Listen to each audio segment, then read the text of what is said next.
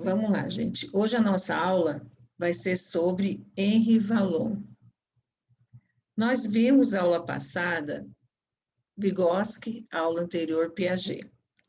Todos esses três teóricos, Piaget, Vygotsky e Vallon, eles nasceram no mesmo ano, tá? Olha só, 1879. Porém, o que diverge é a forma como eles trabalharam a psicologia do desenvolvimento infantil.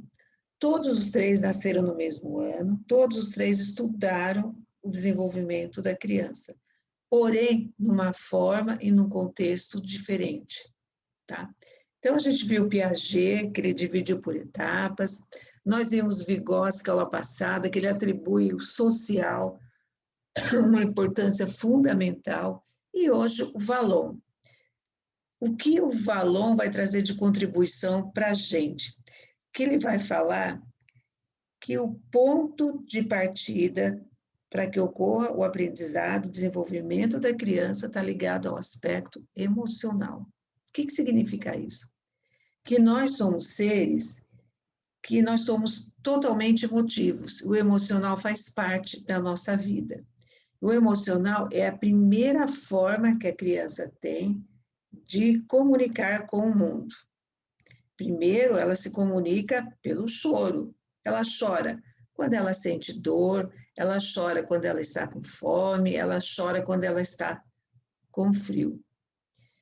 E esse aspecto emocional, ele vai ser de extrema importância no desenvolvimento da educação infantil, principalmente que o professor entenda esse aspecto.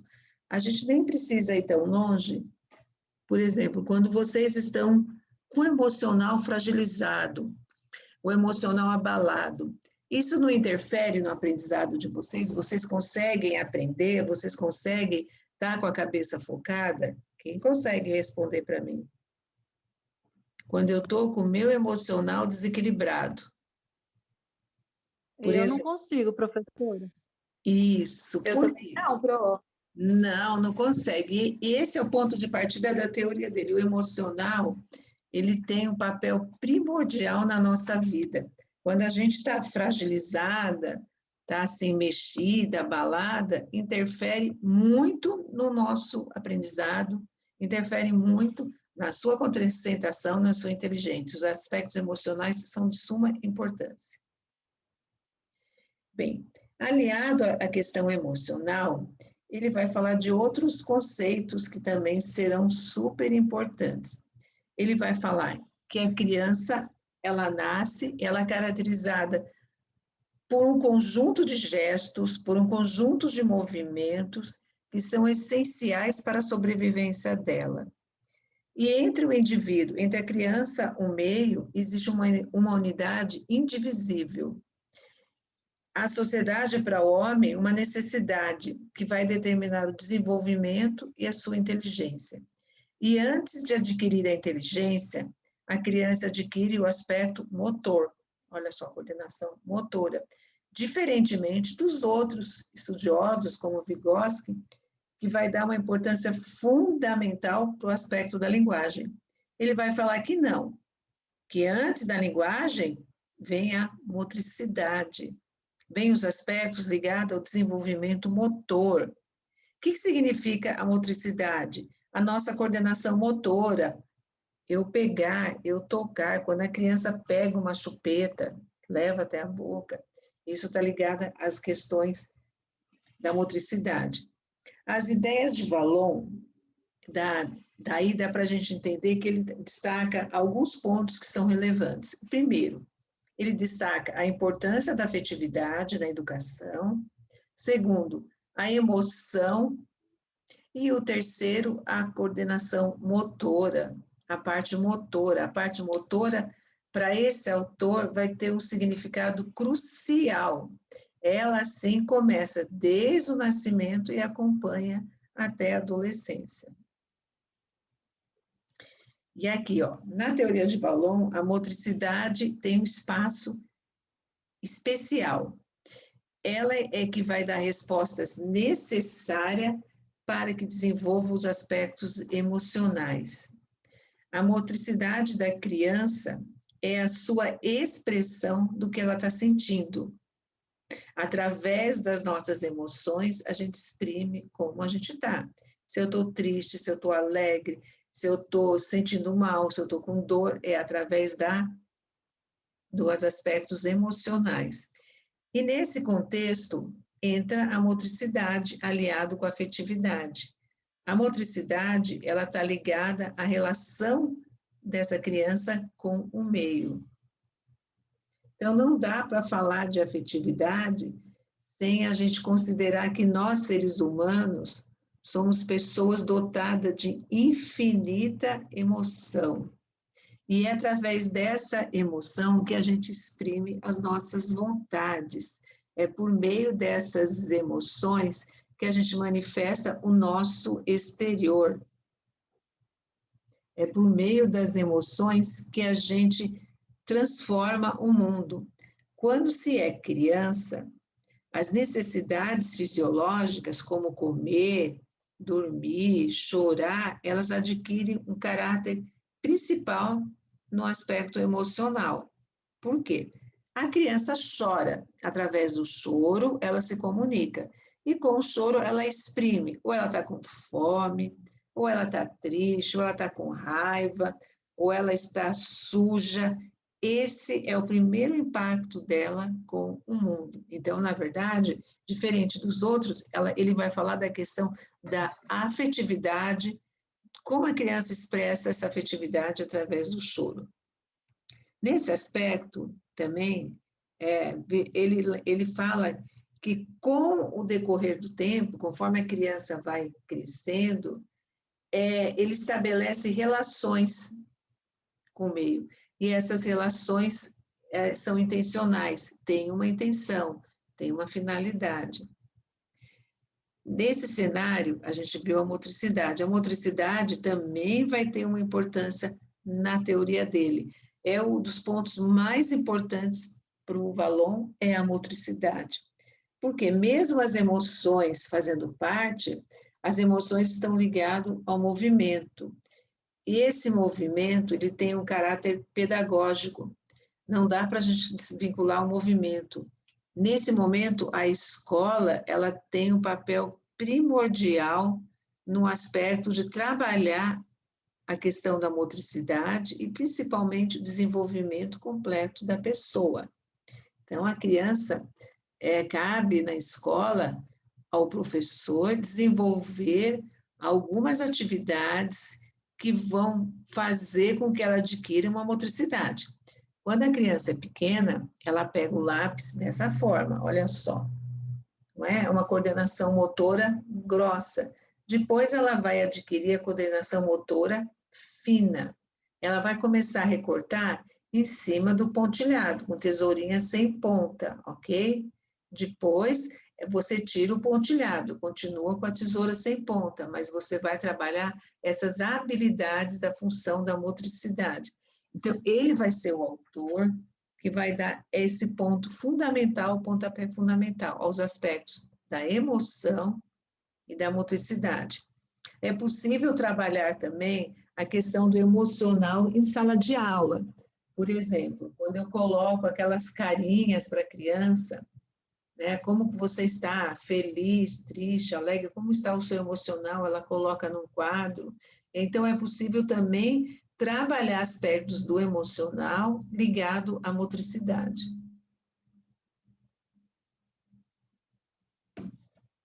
Até aí tudo bem, gente? Por enquanto, sim, Pro. A questão da motricidade, vocês já ouviram falar o quanto é importante?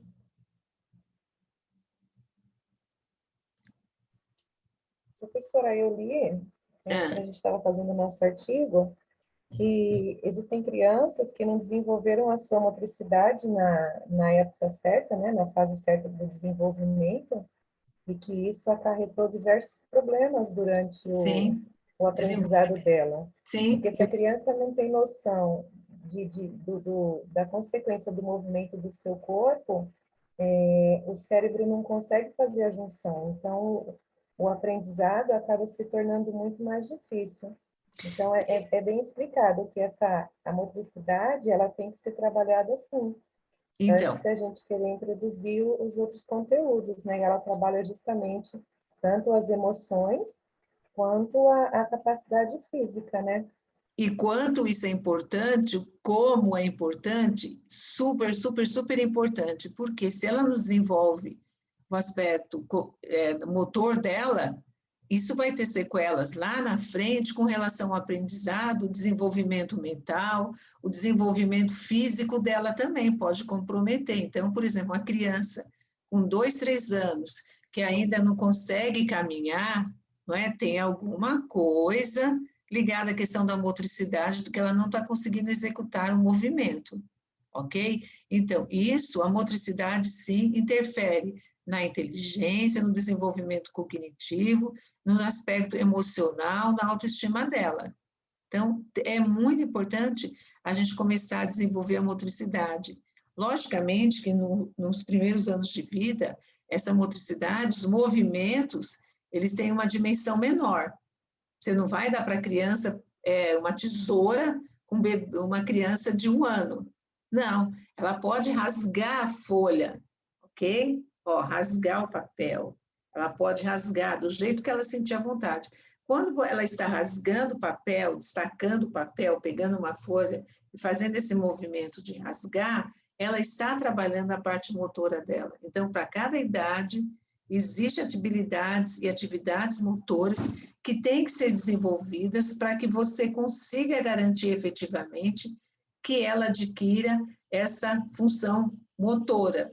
E com isso ela consegue desenvolver e aprender, de acordo com a idade. Tem que tomar muito cuidado para não dar uma tesoura para uma criança de 1 ano, por exemplo. Existem algumas atividades que podem ser específicas para cada idade. A função da motricidade. Bom, a motricidade, ela é a primeira forma de expressar o comportamento emocional. A criança, ela se expressa num choro, quando ela quer pegar uma chupeta, quando ela quer pegar uma bola, ela aponta. Então, ela se expressa no emocional aquilo que ela quer pegar, ok? É pela motricidade que ela vai manifestar as necessidades de bem-estar, do que faz bem para ela e o que não faz bem para ela. É pela motricidade que ela se comunica com o mundo, é pela motricidade que ela se comunica de uma forma não verbal, ó, apontando, olhando, mas ela se comunica para que atinja a necessidade dela. Então, nesse cenário, essa motricidade, ela adquire um papel de uma dimensão psíquica, porque está ligado ao cérebro, e é um espaço de uma totalidade motora, afetiva e cognitiva, ok? A gente tem também uma parte do nosso cérebro que está ligada à parte dos nossos movimentos motor. Eu acho que eu falei na outra aula. Existe uma parte da aprendizagem, uma parte da memória, uma parte do nosso emocional, é bem pequenininho, e uma parte ligado no nosso cérebro, à nossa questão motora, ok? E as funções motoras, elas são extremamente importantes, porque ela vai fazer com que a criança adquira a função do movimento, entenda o movimento, consiga realizar o movimento, e isso vai adquirir com crescimento no seu cérebro. A partir do momento que ela domina o movimento, o aprendizado, o cérebro, tudo nela vai melhorar. Existem alguns elementos onde a criança ela se manifesta através do seu movimento motor. A gente tem o Vallon, ele vai falar dos movimentos passivos. O que é passivo? Passivo, eu não faço nada, tá? Eu indivíduo, eu criança, fico esperando receber a estimulação, eu fico esperando receber os deslocamentos. Com isso, tem uma dependência social, a simbiose fisiológica ela é compensada por uma simbiose afetiva, e a evolução motora ela é conquistada no mundo externo quanto do mundo externo. interno. Quando a criança quer uma chupeta, ela chora, ela não consegue pegar, alguém vem e traz a chupeta para ela. Então, isso cria esse deslocamento passivo, ok? Ela ainda está numa fase que ela tem um deslocamento que ela depende do outro. O outro deslocamento é o deslocamento ativo. Ela já está saindo do espaço dela, ela já está começando a ter o controle motor, já tem o movimento. E, com isso, ela já é capaz de produzir movimentos, de interagir com o mundo, de procurar os objetos que estão em sua volta. Nesse cenário, a motricidade, ela emerge de uma forma mais coerente, ela emerge de uma forma mais clara. Então, ele vê uma bolinha, tá? Então, a criança, nesse momento de deslocamento, ela consegue ir até o objeto e pegar. Então, a chupeta caiu fora, ela pega a chupeta, ela consegue pegar.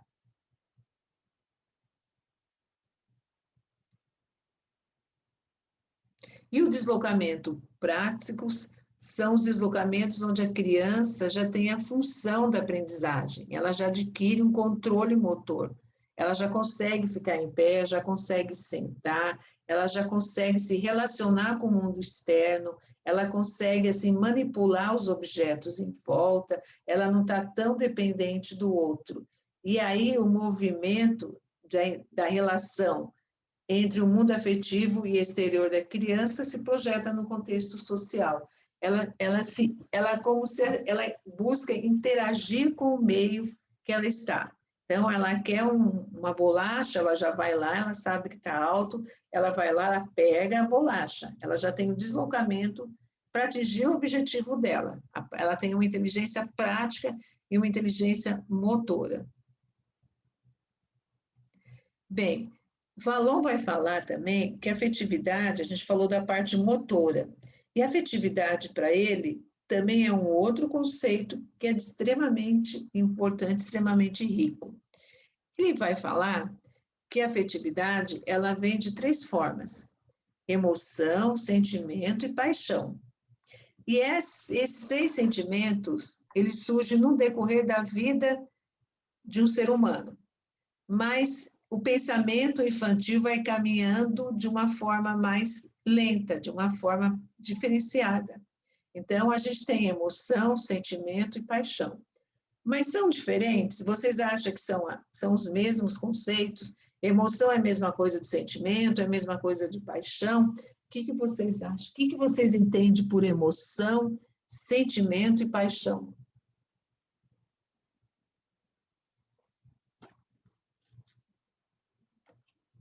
Não dá para entender? É difícil de responder, gente. Emoção, sentimento e paixão?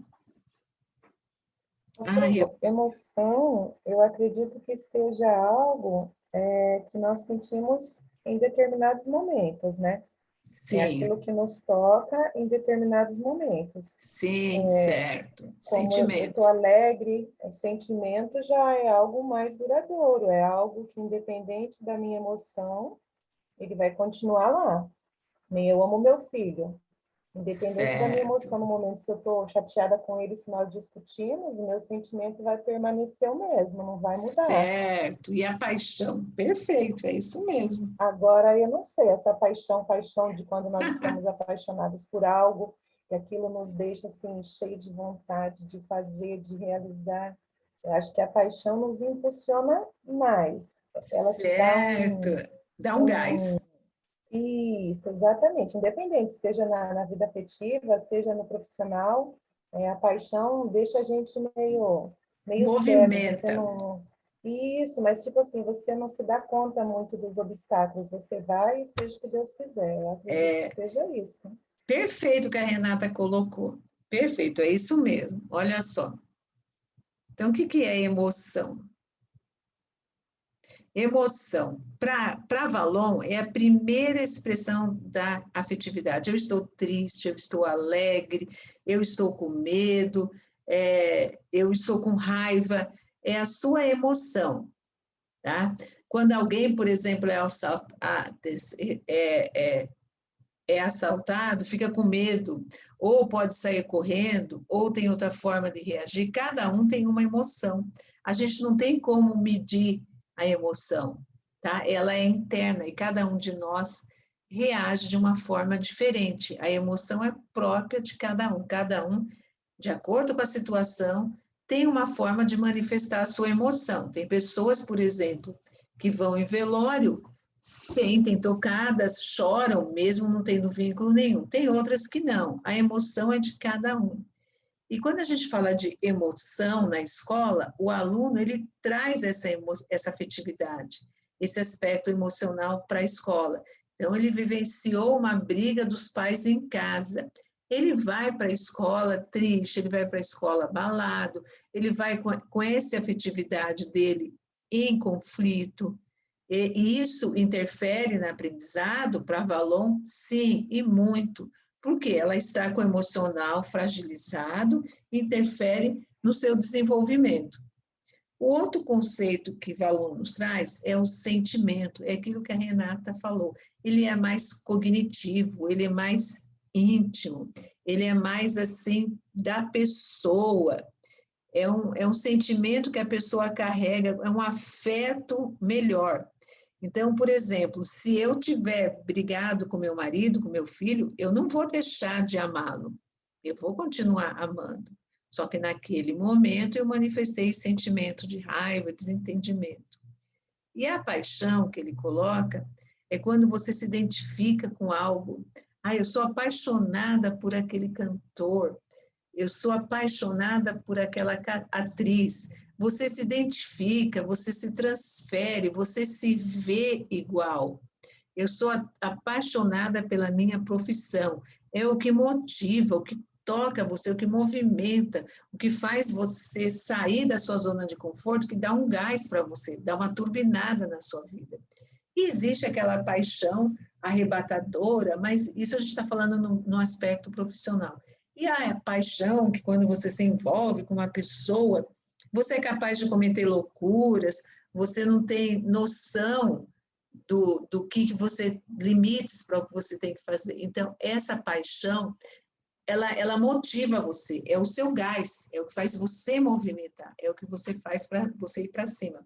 Então, quando o Valon coloca esses três sentimentos, ele traz à tona esse conceito de emoção, sentimento e paixão. E principalmente paixão, a gente tem que ter paixão pelo que faz, né? Paixão pelo que realmente nos motiva, nos toca para cima, pelo que realmente eu, enquanto educador, sei fazer. O que me motiva, o que me leva para cima. Eu me identifico com o meu trabalho, e isso é a paixão.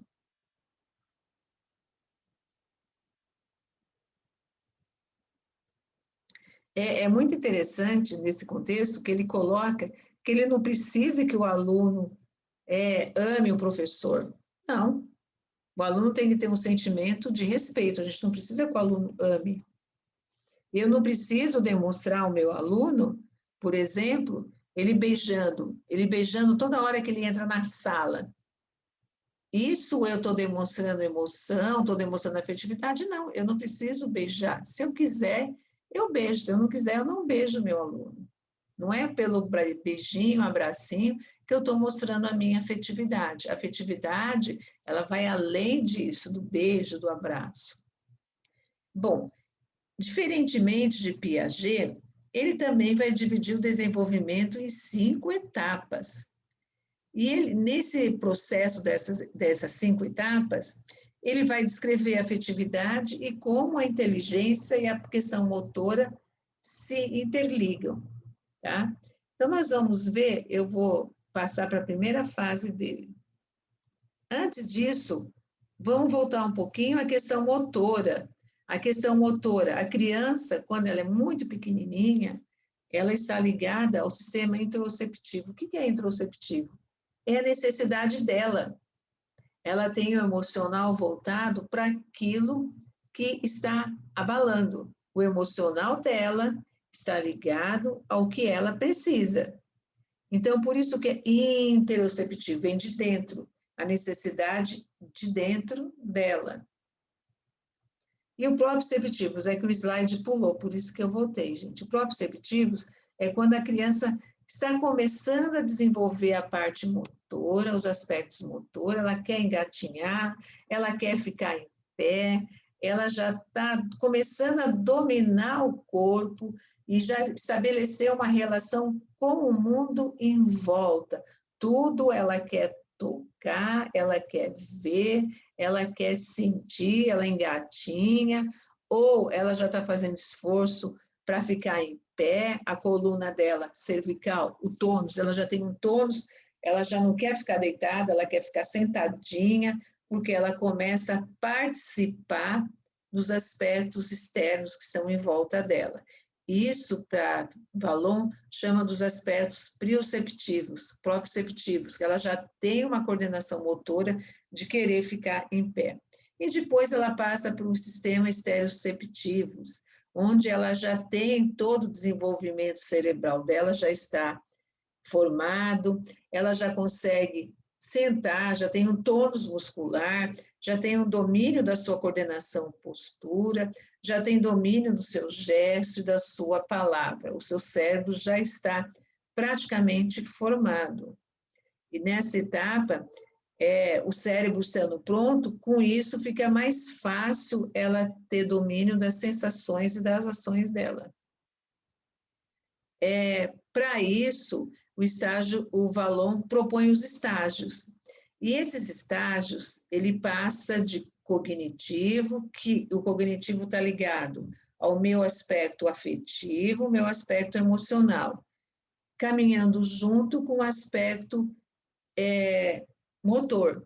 Ele coloca que esses estágios, diferentemente de Piaget, não é assim uma sequência fixa, ela pode variar, ok? Ela pode ter numa faixa etária que ela antecipa ou não, não é tão linear. Esse desenvolvimento para ele não seria um fenômeno suave e contínuo, pelo contrário, esse desenvolvimento ele é permeado pelos conflitos, tanto internos como externos. E nesse desenvolvimento ocorrem rupturas, existem conflitos, esses conflitos vão fazer com que a criança vá evoluindo. A mudança de cada estágio que a criança vai passar, diferentemente de outros autores, vai se caracterizar por um tipo diferente de comportamento. A partir daí, uma atividade que era substituída no estágio seguinte, ela vai assimilando outros comportamentos, outras formas de pensamento, outras formas de interação, outras formas de emoção, que vai direcionar para a construção da realidade da criança e formação do eu. O primeiro estágio que ele vai trazer para a gente é o estágio impulsivo emocional. O principal foco, como a palavra está falando, o próprio termo está falando impulsivo emocional. Impulsivo vem de impulsão e emocional está ligado ao contexto emocional. O principal foco daqui é o meio. A criança predomina a afetividade. E essa afetividade ela é impulsionada pelo emocional, pelo contato físico, pelo gesto, pela postura. Então, é um estágio que ele é 100% afetivo. É onde as emoções são os principais pontos de partida.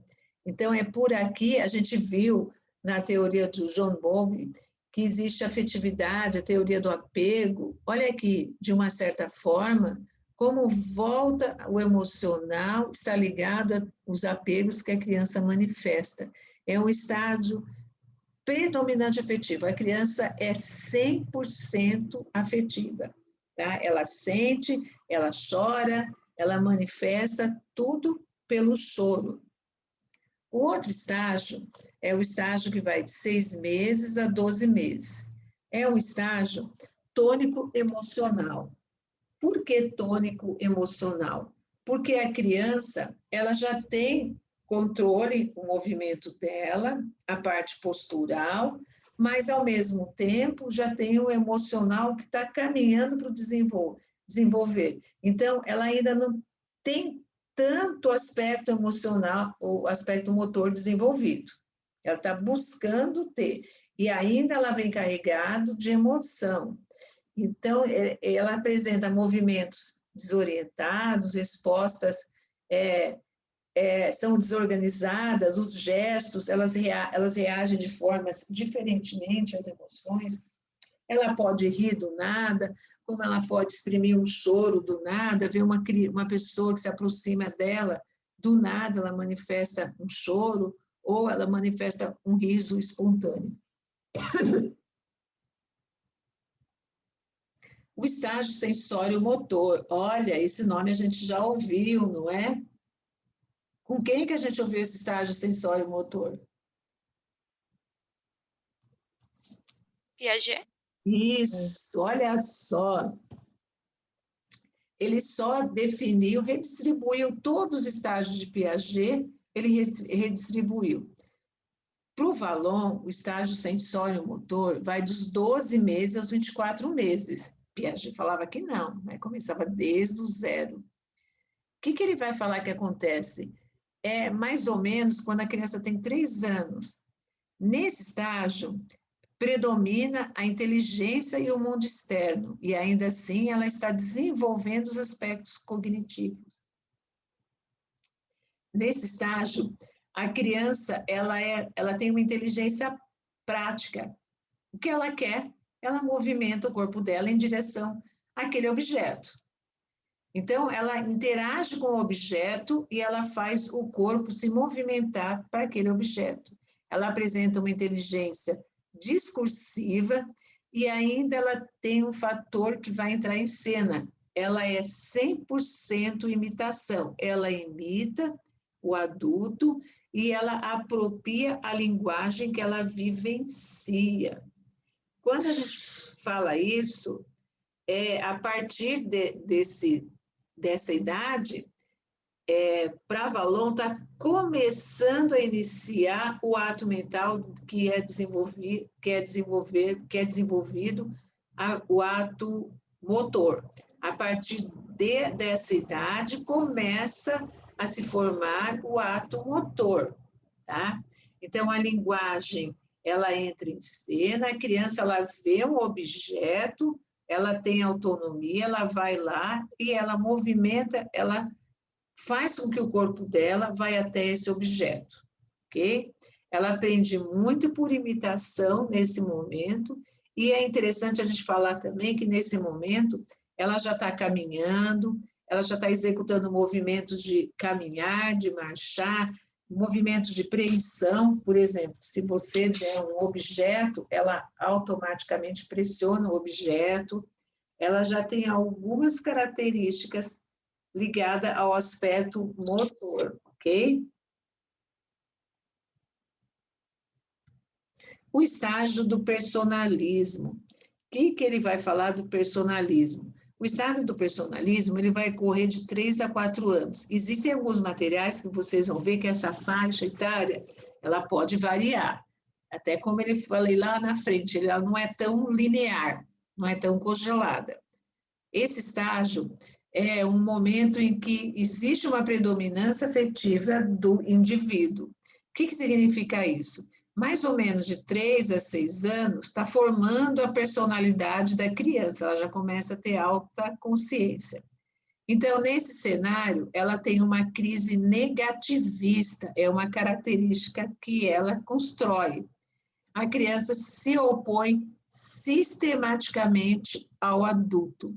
Um dos pontos, né, que Vallon nos mostra nesse estágio é o não. A criança se opõe ao adulto. Vamos passear na praça? Não. Vamos fazer isso? Não. O não predomina fortemente aqui nesse estágio. E também, ainda assim, existe uma fase de imitação motora e social. Então, tudo que os pais estão fazendo, eles vão imitar, tanto no aspecto motor como no aspecto social. E esse estágio é o que, às vezes, Vallon chama de estágio espelho. Por que espelho? porque ele vai olhar no outro e construir a sua imagem. Ele olha no outro que está na sua volta, ele vê quem está aqui, é meu pai, é minha mãe, ele constrói a sua imagem e constrói também a sua imagem corporal. Até aí, tudo bem, gente?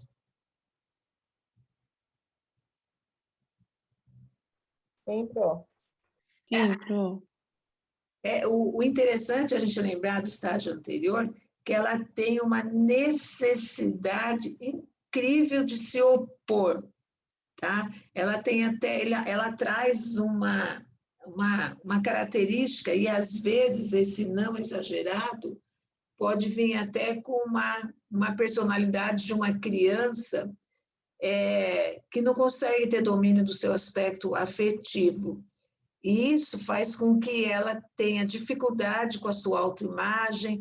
A criança ela pode ser vítima de um psiquismo, ela quer viver a sua vontade, ela não quer, ela tem resistência a aceitar o não. Tá? Então, é um estágio bem mais trabalhoso. O outro estágio que Vallon vai nos trazer é o estágio categorial. O que significa categorial? É um estágio onde ela tem um pensamento sincrético. O que significa pensamento sincrético? Nesse estágio, é um período de predominância da inteligência sobre as emoções. Ela já está começando aí na pré-escola. Nesse estágio, ela consegue desenvolver memória e atenção. Nesse estágio também, ela manifesta dos 6 aos 11 anos de idade.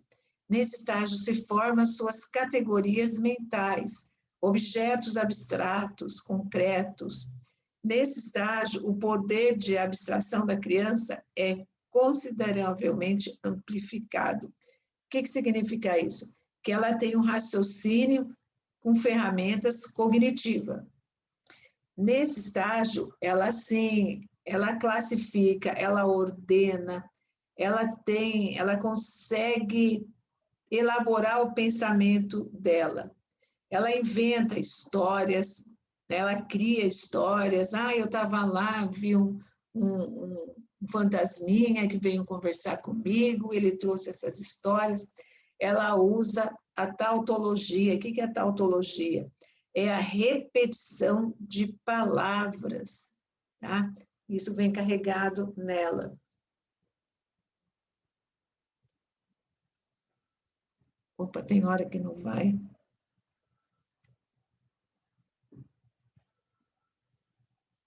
O estágio da adolescência. O que significa nesse estágio da adolescência? Nesse estágio da adolescência, o corpo físico já está formado, já está tudo bonitinho, né?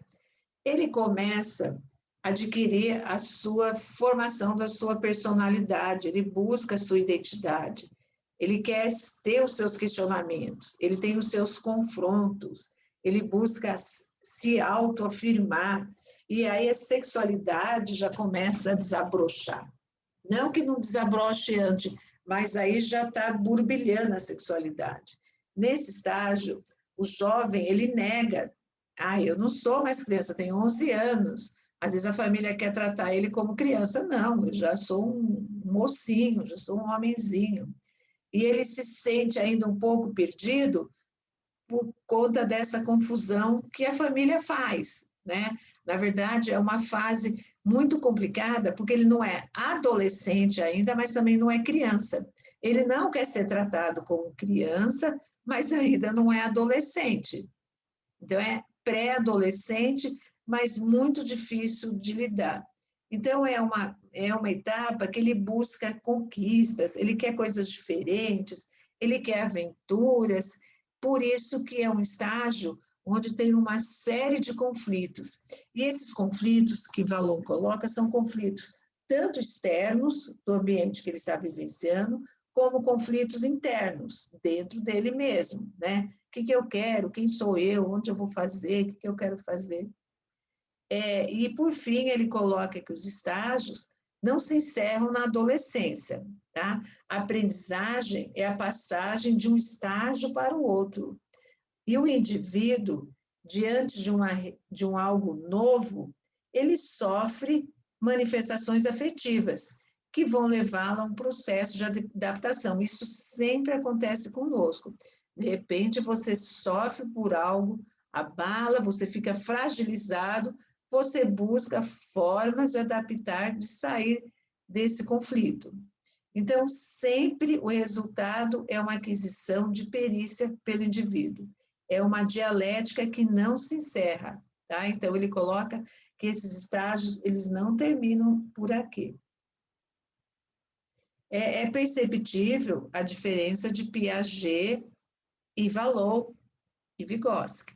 Aqui a gente tem os estágios que ele definiu. O estágio primeiro impulsivo, o tônico emocional, o estágio sensório-motor, o estágio projetivo, o estágio do personalismo categorial e, por fim, o estágio da personalidade. Tudo isso vai fazer com que o seu cérebro, está aqui o cérebro, a sua parte ligada ao aspecto emotivo, se desenvolva também. Então, a criança passa por esses estágios para desenvolver o seu aspecto emocional, cognitivo e motor, tá? Olha só a contribuição dele, diferente dos outros estudiosos que tratam o desenvolvimento de forma diferenciada.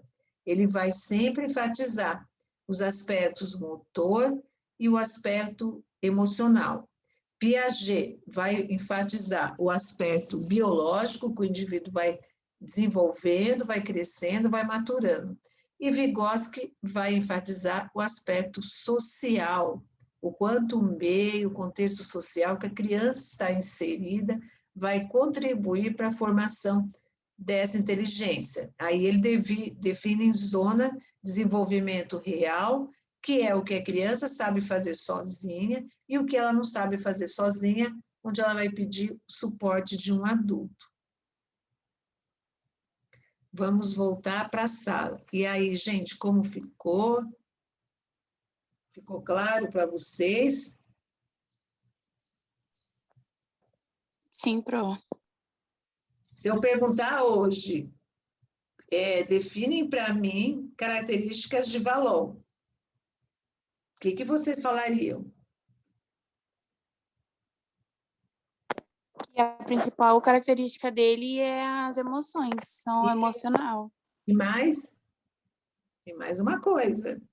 E a motricidade, Pro. Isso, e a Tudo está motricidade. ligado. A E é motricidade. engraçado mesmo, porque a gente percebe que quando a gente tem um bebê e conforme ele vai se desenvolvendo, tudo são os movimentos mesmo. Quando ele está felizinho, que ele descobre que ele consegue se movimentar, ele mexe as perninhas junto com os bracinhos, aí ele já sorri.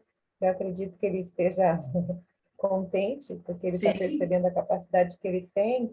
E eu lembro quando meu filho descobriu os pezinhos, as mãozinhas, a maneira como ele mexia e como ele olhava aquilo e ele se encantava. Então, a gente percebe que realmente, durante a aquisição desses movimentos, a criança consegue demonstrar a emoção também, né?